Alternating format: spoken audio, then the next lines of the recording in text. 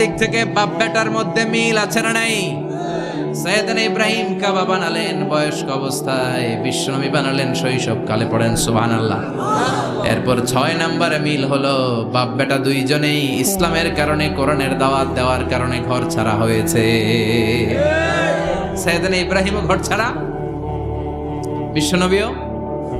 বিশ্বনবী ঘর ছাড়া হলেন, মক্কা থেকে গেলেন মদিনায়। কিন্তু সাইয়েদনা ইব্রাহিমের ঘর ছাড়াটা এত সহজ না। উনি জন্মেছিলেন ইরাকের বাবেল নগরীতে, বাবেল থেকে হিজরত করলেন ফিলিস্তিন, ফিলিস্তিন থেকে হিজরত করলেন মিশর, মিশর থেকে হিজরত করলেন মক্কা, মক্কা থেকে আবার ফিলিস্তিন, আবার বাবেল। আল্লাহু আকবার। মাইগ্রেশন, এটার বলে মাইগ্রেশন, হিজরত, নির্বাসিত হওয়া। কোরআনের পক্ষে যারা কথা বলে, ইসলামের পক্ষে যারা কথা বলে, নিজ এলাকায় থাকতে পারে না। এখনো এই নমুনা আছে না নাই? দোষ একটাই, কোরআনের কথা বলে, দোষ একটাই, হাদিসের কথা বলে, দোষ একটাই, ইসলামকে বিজয়ী শক্তি হিসেবে দেখতে চায়।